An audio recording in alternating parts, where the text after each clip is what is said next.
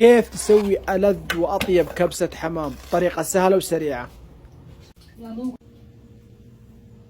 ننزل الحمام نقول بسم الله، لازم يقول،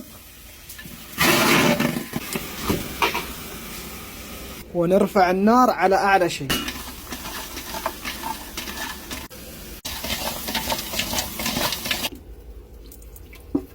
ونضيف البصل بسم الله،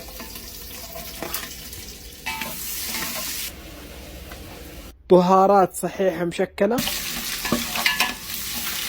ثوم، طماطم، معجون طماطم، بهارات مشكلة مطحونة وكمون وفلفل أسود. طبعا أضفنا فوق الكشنة شوية ماء وبس.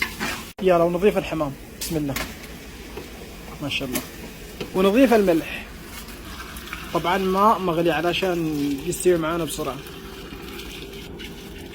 بس. ونغطي عليه ونحسب عليه نص ساعة على الفرن علشان يتحمر معانا علامة الجودة. واليوم بنستخدم رز ابو سيوف بسم الله.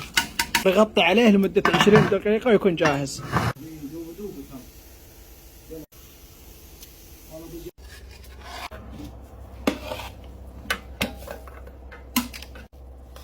مرفوضة. جربوا الوصفة وعليكم بالعافية، ولا تنسوا المتابعة وحركة الاكسبلور.